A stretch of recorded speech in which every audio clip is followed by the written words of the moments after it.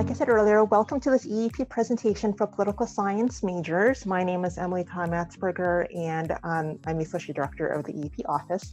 And with me today, I do have four very special guests. The first one is Allison Kelleher. She is your advisor in the political science major.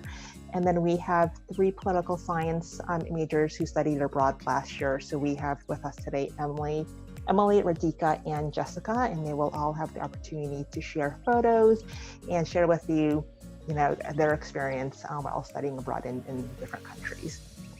Like I said, the focus of this meeting is to discuss specific advice about studying abroad in the political science major. So I plan to cover the following topics. One, why I think you should study abroad in political science. Where are some places that you might want to consider to get the classes that you need in order to graduate on time? What courses, internship, or research experiences you might want to think about when you're abroad? How you can figure this all out in order to find the resources that you need. And like I said earlier, we will also hear from our students. Okay, so before we get to Emily, I do want to talk about why I think you should study abroad in political science. By taking major classes abroad, you can ensure that you will graduate on time or even early. I assume that you chose your major because it interests you, so why not really pursue that interest in another setting that will offer you a new perspective? It will offer you definitely a global perspective that you might not be able to get here at UCSB. You might even find courses that would count towards your major in courses that aren't offered here. And it's something that we recommend that our students do to figure out, how else can you supplement your major here at UCSB? And it's by going abroad and taking courses that you might not be able to get here on campus. In addition to coursework, you could even do an internship or research related to your major abroad. And a lot of our students do end up volunteering or interning on UCEP.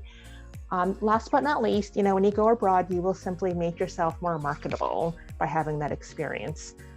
You surely will graduate with a degree from a great university, which is UCSB, but you will be able to distinguish yourself from your peers when you look for that first job or apply to graduate school by, just having that study abroad experience. You'll be graduating with thousands and thousands of students nationwide, and having that international experience most definitely sets you apart on a lot of different levels. So now we'll have Emily, if you can unmute yourself. Can you perhaps share what your experience was like studying abroad in France and maybe why you think other political science students should study abroad? For sure. Hi, I'm Emily. I studied abroad in Paris at Sciences Po for the fall semester last year. And I enjoyed it incredibly, but it was also a really good move for me to graduate as a poli-sci and a global studies double major. All of the classes that I took were applicable to mostly poli-sci. I applied one class to global studies, but in addition to studying abroad helping me graduate on time, it actually helped me graduate a little bit earlier than I thought. This semester system allows for students to take more units than I would have in just the fall quarter here. So I actually got quite a bit of credit from my semester abroad. In addition to that, the classes were so interesting. It was really cool to have so many people from so many different countries in my classes, which I took in English. But in one of my classes, for example, it was a law class. I was the only American in the room, and there were 20-something other students sharing their perspectives and sharing their cultures with me, and I learned so much from my peers and my professors that I met there. And especially as a student studying international relations, this was something I don't think that I could have experienced here at UCSB. In addition to that, just the overall change of atmosphere and environment. I learned so much from French culture, which is actually very, there's a lot more political awareness, I think, and it was just really fascinating because even outside of class, I was having so many really fascinating discussions about politics and about world affairs with people that I met. So it was a really good time, and it also was super beneficial to me as a student. Great, thank you. And what are we looking at here on the screen with your photos? So the first picture on the left, that's me and some of my friends that I made abroad. Everyone there is from a different country. And we were at a festival in Montmartre, which is my favorite neighborhood in Paris. And it was a festival for actually the winery that's in Montmartre. It was like when they harvest the grapes. But that's another cultural holiday that I was able to celebrate in the city itself, and it was so much fun. The middle picture is of me and some of my classmates that I met. We formed this kind of study group, but we also would hang around and go to museums in Paris a lot. And so that's along the Seine, and you can see the Musée d'Orsay in the back. Amazing art collection, free to students if you're attending a college in Paris.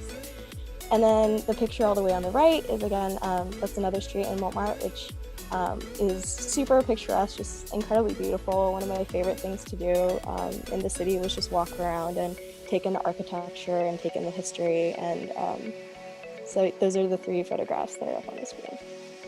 Great, thank you so much. And then next up, we have Rika, and she had studied abroad in Scotland. Do you want to introduce yourself and share about your experience on UCEP? Yes, of course. So my name is Radhika, and I studied abroad at the University of Edinburgh in Scotland for the entire year last year. And I would say it was hands down one of the best decisions I ever made.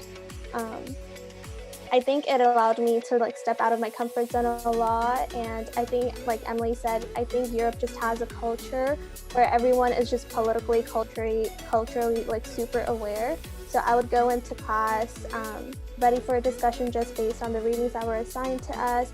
However, I found that my classmates would go beyond, and they would reference newspapers that came out that day or IMF reports, and it forced me to go out of my way to research international affairs and world affairs and keep myself updated on these topics. Also, it was really interesting because I think most of my friends in America, they don't know that much about politics, including American politics. However, in Scotland, they would know about American politics, and it was awesome just having someone to discuss these different issues with. Just any classmate, they could be from the STEM field, any field, they would have a lot of knowledge. Also, I was in Scotland during the time of the Brexit and the move for the Scottish independence. So that was really great because I went to the independence marches and I participated in those, and it was just amazing being a part of something so monumental.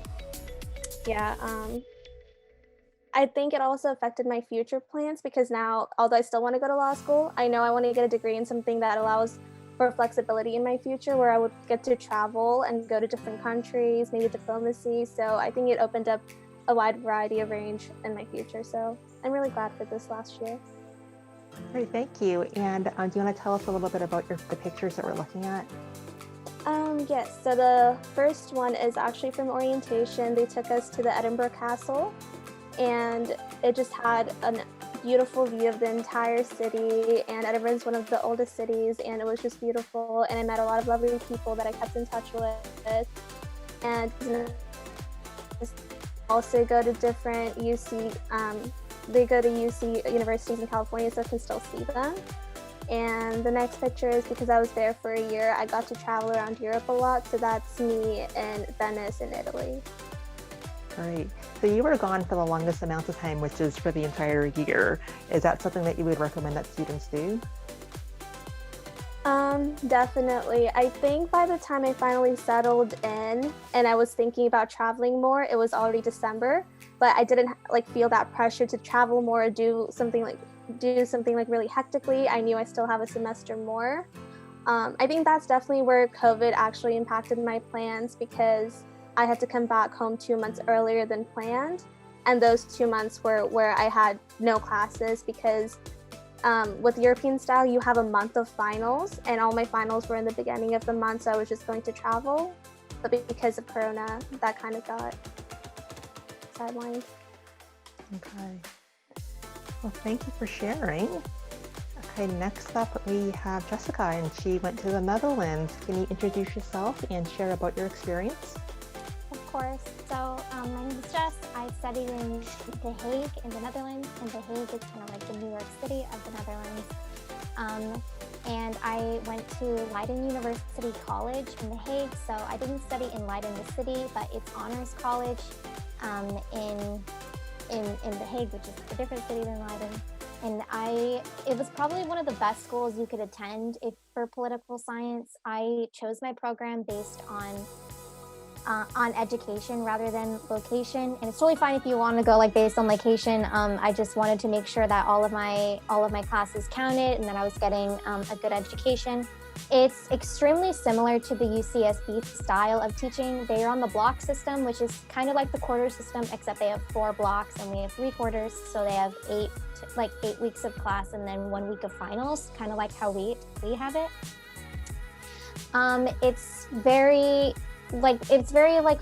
They're very flexible. You can pretty much choose whatever class you want. The staff there was extremely kind. I actually had some medical issues, and they were very, very attentive to making sure that I got the care that I needed. I loved The Hague. It was in the middle of the city, and so it felt like, so I passed so many people going into the International Court of Justice. There's the International Commission on Missing Persons, and I got to tour there with my classes. All the students there are from all over the world. It was one of the most, it's known for, I guess, for being an international school. So study abroad and exchange students there, they're actually very used to them. One of my best friends was from Estonia, and I got to learn so much that I would not have learned in a more US-centric approach at UCSB. And pretty much all of my classes counted towards my major.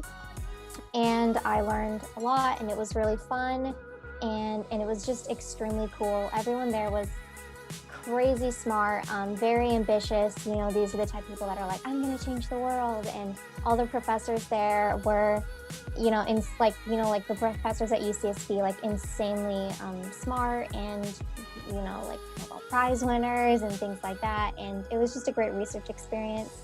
I volunteered for a nonprofit near the school in the National Archives.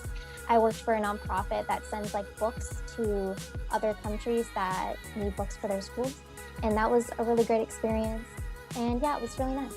So on the left we have a canal. If you weren't aware, the Netherlands has a lot of canals and waterways. It's called the Venice of the North. And the canal on the left is actually on my way to school. I walked from a hotel where they put us at to school. It was about a 15-minute walk, and it was always really beautiful. On the bottom is in Leiden. I went over there to get my school ID, and it was literally one of the most beautiful cities I'd ever seen in my life. And it was only a 10-minute train ride away. The transportation there is so easy and so much better than US public transport. You could go wherever you want, whenever you wanted, and it was so nice. And on the right is the Girl with the Pearl Earring, which was in a very famous museum that was maybe a 5-minute walk away from my hotel room. So I got to see it up close and personal. It was really surreal. They had a lot of really cool museums that were normally free for students there. So it was just a great cultural and academic experience. Great, thank you so much. It sounds like all of you guys had a great academic experience abroad, which is really good. Okay, so now let's talk about where you should go. You have a lot of choices when you go abroad with UCEP. UCEP offers over 150 programs in 40 different countries. To search for program possibilities in political science, you should go onto the UCEP site. This is where you will find all of the University of California Study Abroad programs and then the program details. To sort through your options, I do recommend that you use the Find a Program search, which I've circled in red on the right-hand side of the screen. It is a search function that is super helpful since we have so many options to kind of go through during your research process. So when you click on that button, you will be brought to a search page like this. What I've done on this page is that I've narrowed down the searches by the discipline and then by the major, which is political science. So on UCEP, we have 101 programs that offer political science courses. That's still a lot to filter through because our students can only apply for one EEP program per EEP term. So you do have to do some research and figure out which of the 101 programs do you actually want to apply to. Okay, and to narrow down the search some more, so once you plug in political science as your major, there are other things that you can do to filter out other programs. One would be the language. So if you're interested in taking classes just in English, you can choose that under the courses taught in category. And then if you have a specific term in mind, so for example, if you know you only want to be away for the fall term, you can plug that in as well. And then the search engine will then narrow down all the possible options. So I do think that because a lot of programs will pop up for political science, that it is definitely worthwhile to also figure out what else you want in your program, like the language or the term, or if there's something else that you're looking for, just so that you will have a smaller amount of programs that you can actually go through in great detail. From that initial search, though, like I said, there are many countries that will pop up. And here on the screen are just is an example of just a list of some of the countries that popped up. And so as you can see, you can study political science basically anywhere in the world. And again, this is not the complete list. So I would recommend that you use that program search function to see exactly all of the different locations in which you can study in to get your political science classes. Okay, so on to internships. So in addition to taking classes for your major, we do highly recommend that you consider doing an internship. It's a great way to get that pre-professional experience, and it offers you a unique insight into the local community. So typically our students go, if they just take their classes, and they get exposure to what it's like being a student in that local culture. Whereas if you're also pursuing an internship, then you can see what it's like to work in a different country. Depending on where you go, the work culture can be vastly different than what we're used to here. In some cultures, that work experience or that culture that you find in the office can be either much more formal or it can be less formal. It just depends on where you're going. So it is something that we do recommend. A lot of our students do end up interning when they go abroad, whether it's interning or maybe they're volunteering. It's a great way to continue to work on that resume piece that I know is really important to college students these days. So you can go, and study and continue working on your resume. In terms of how internships are set up for our programs, we do have different types. Some of our programs do have the internships built into the program. For other programs, you're just interning or doing research instead of taking a full load of courses. And then for other programs, you can intern just for the sake of interning. So you don't have to intern for academic credit if you don't want to, which in that case, you would find the internship on your own. One of our really good internship opportunities is listed here on the slide. It is the Freeman Internship Program, and it's for students who are interested in interning while abroad, but also interested in studying in select programs within Asia. So the applicable countries are listed here. We do offer many program options within these countries listed, and only certain programs would be applicable. The scholarship amount is fairly large. It's anywhere from $3,000 to $6,000, depending on where you go. And these are academic internships, so that they will usually replace at least one course, if not more, depending on where you go. If you are interested in this program, I would highly recommend that you attend the informational meeting for this in November. And it's because it's an involved process. In addition to submitting a regular EAP application, there would be another application you would have to submit specific to the Freeman internship. So I would highly recommend this to anybody who is interested in interning and who would be open to going to Asia to study. All right, so now let's take a look at the additional resources that we have for you on our website. What we're looking at here is our UCSB EAP site, whereas the other website that we looked at is the UCEP site, where you would find the program information. So on this site here, it's just for UCSB students. This is where you would find our application deadlines, our application instructions, and all of our informational meetings. And what I want to talk about is the academics tab, which is up here on the top. And once you get onto the home page, we have a drop-down menu here. all of our majors are listed. And if you were to select political science, you would then be brought to the page specifically for the poli-sci major. On this page, you will find information specific to your major, written by your academic department. So it's really good to get an understanding of why your department thinks you should study abroad. They might be recommending certain places for you to look at, certain programs, or perhaps a certain term. Each major works a little bit differently, so I would recommend that you go onto the political science page for this. And then we also have some videos here on the right that you can check out as well. We have a ton of political science majors that go abroad, so we do have a good variety of videos that you can check out to get the student experience. Okay, another great resource that we have online is what's called the Goucher Credit Abroad database. And this allows our students to figure out what types of credits, so major, minor, or GE credits, our students were able to receive for the courses that they took abroad.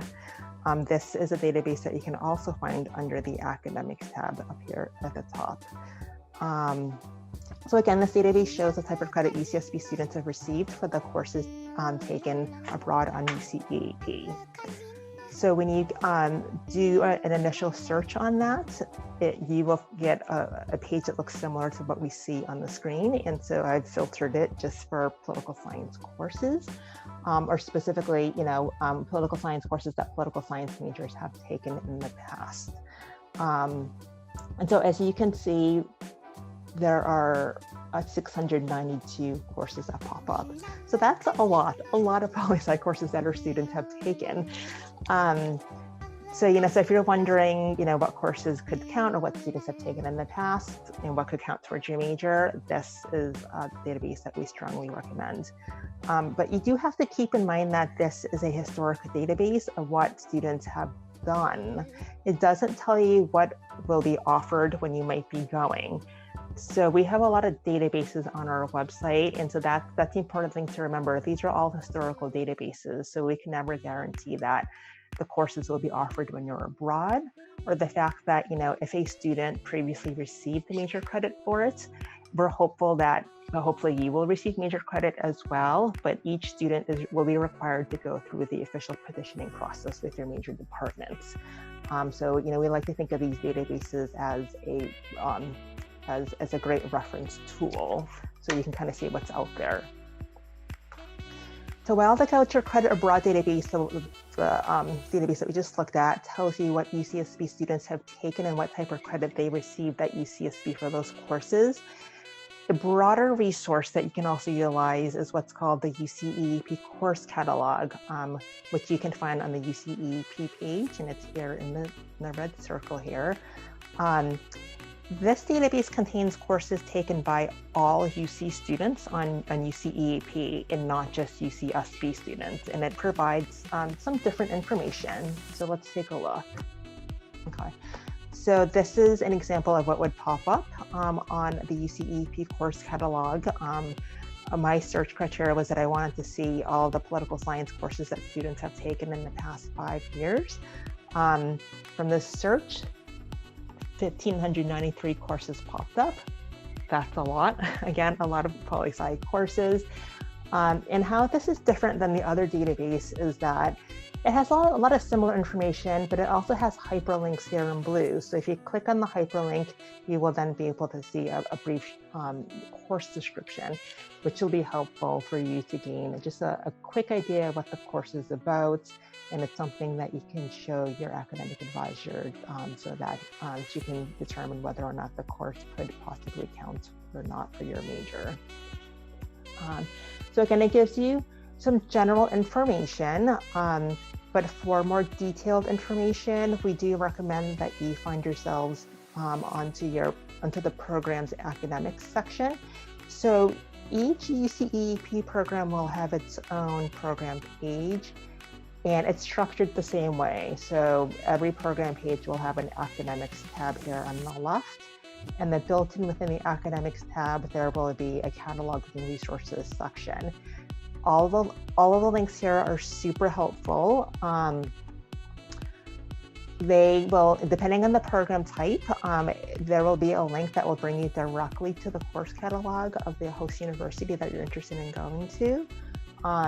It's really important to keep in mind that, similar to here at UCSB, where we simply don't know what courses will be offered next fall yet, Lund University, for example, also will not know which courses will be offered next fall yet. So when you're taking a look at the course catalog, it again is for historical data only. And then their fall courses will probably be listed sometime in spring, kind of like what we do here at UCSB. So it's super important for you to remain flexible in terms of what courses you can take and what you're willing to take. So yes, there are links that will bring you to the course catalog. There are also links that might be even more specific to the program. So we have many programs where only certain courses would be offered in English. So in that case, there would be a link for that. If there are special restrictions or just special opportunities, we'll have links listed in this section as well. The course catalog link is here. So if you click on that, it will bring you specifically to the courses taken on the Lund program. So it would have already filtered out the information for you. And then the Campus Credit Abroad link will bring you to the UCSB Filter Credit Abroad database. So all super helpful information. Just going back to the slide, another thing that I do want to mention is that all of these links are helpful when you actually have to submit your application for EAP. As part of the application process, there is a form called the Academic Planning Form. And this is where you would list the courses that you would like to take abroad should the courses be offered. Again, this form is just the planning form. It's not your registration form because we simply don't know what for sure will be offered for next year yet. So students often have a hard time figuring out, what do I put on this form if I don't have the list of classes that will be offered yet? And it's really by using the links here is what you should be using to figure out, what types of courses could be offered, and then you're putting that onto your form. And then hopefully those courses will be offered. If not, then you would be registering for a different site, a different set of courses. And then also communicating with your academic advisor at the same time to determine whether or not those new set of courses might possibly count or not for your major. So we've covered a lot about the resources that you can use to search for programs and how to look for the course listings, and where in the resources that you can take a look at to see what past political science courses students have taken in the past. Let's now talk briefly about how you can get major credit for your UCEP courses, which I kind of started to talk about already. So first of all, you should know that all courses you take on UCEP will automatically come back on your transcript and will count towards your graduation requirements. So that's automatic. You automatically get the units and the grades, and the grades will be calculated into your overall GPA. So you do have to do well when you're abroad. But for that process to happen, it is automatic. But getting credit towards your major or minor requirements for a course that you took abroad is not automatic. And this is when you have to go through the petitioning process with your major department or with your minor department, or if you're interested in getting GEs, it would be with your college. Let me also remind you that, although most of our students do end up taking major coursework abroad, it's not mandatory that you do so in order as long as you can still graduate on time. So you may very well fulfill all of your major requirements at UCSB, or perhaps you're just going abroad for a summer program, in which case you can take whatever classes that you want. But in order to make this decision, we do strongly encourage you to meet with your academic advisor just to make sure that you would still remain on track if that's the route that you want to take. The major coursework that you take abroad, if you want them to count for your major, must be upper division, and you have to take that for a letter grade, so you do have to remember that. And like I said earlier, you should really communicate with your major advisor during this entire process. So communicate with her before you go, as well as when you're there, just in case if you make changes with what types of classes you want to enroll in. So, planning for classes that you want to take can be completely different than what you actually register for, because perhaps the classes just aren't being offered, or maybe they got canceled at the last minute, or maybe they're being offered at the same time, and that happens here at UCSB as well. So I encourage my students when they get abroad to continue with the communication by email with their advisors, just so that they know that they're taking the appropriate courses that could possibly count for your major. And so, you know, in terms of finding courses for your major, as we've already seen, there are a lot of programs that offer political science courses. And so when you start to do research on these different universities, I would recommend that you take a look at how big the political science departments might be at a given university. I would recommend that you maybe go towards a university that offers many poli-sci courses versus a university that might not offer as many. So what I mean is some universities might offer 30 or 40 poli-sci classes that you could pick from, and other universities might only offer you 10 or 15. So if you go to a program that offers you many more courses, then there will definitely be a larger variety of classes that you can pick from, just in case if you're not getting the class that you had hoped for at the beginning. Finally, getting official approval for major credit for a course that you took abroad happens only when you return and once your grades have been received. Grades can take about 90 days from when your program ends to show up onto your transcript, and then when that happens is when you petition. So it's really important for you to keep all of your syllabi, coursework, exams, whatever it is that your academic department may want to see in order for you to have a successful petitioning process. Allison, so you are the advisor for political science. Is there anything that you would want to add for this petitioning process, or any advice that you want to give? Okay, can you guys hear me? Yes. Okay, so actually I'm not the advisor. I'm the undergraduate program coordinator for the political science department. And so my role in this is to actually approve the petitions for the work when it's completed.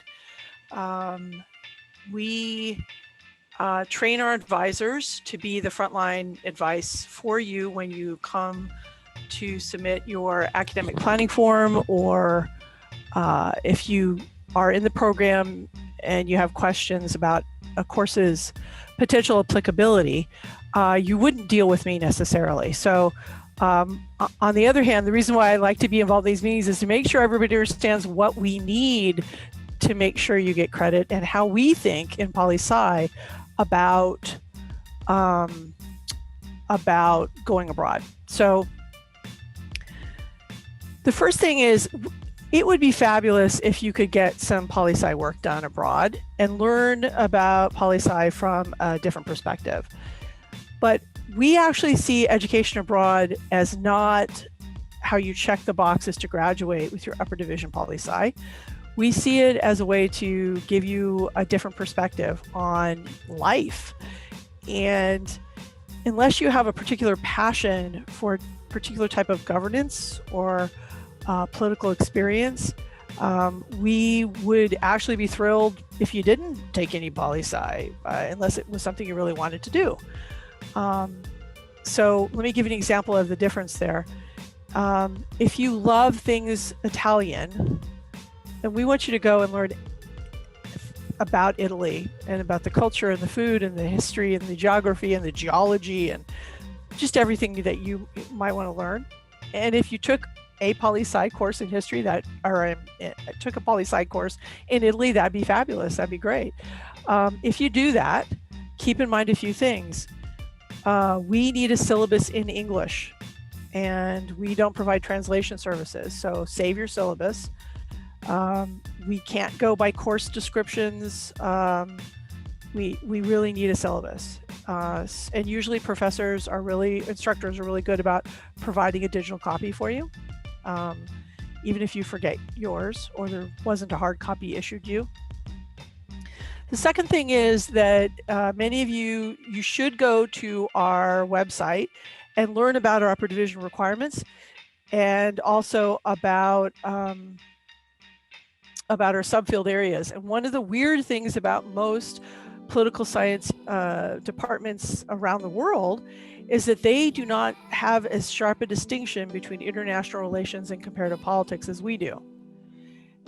And I've noticed over the years that students really don't know the difference either. And so if you're trying to satisfy a subfield or a core requirement in either IR or CP, you may be wrong.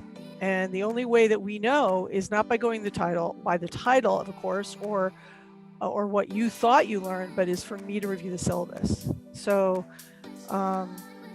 one of the things I run into every year is a couple of students who needed a couple of courses in an area. They took the courses, they never checked with us, and they came back and I had to say, that's not IR, that's CP, you're not done yet, you need to take some more courses. So just be really careful.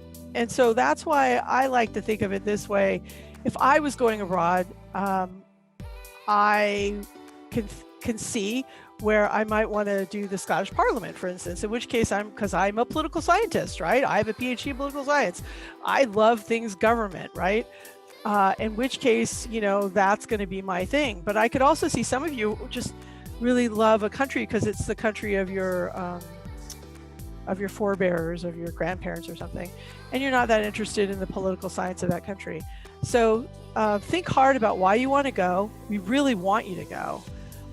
When I got to go to Berlin as a representative of the UC a couple summers ago to the Free University in Berlin, it was life-changing, and I was only there for a week. So I just cannot encourage you enough to go do this if you can afford it and it fits into your plans.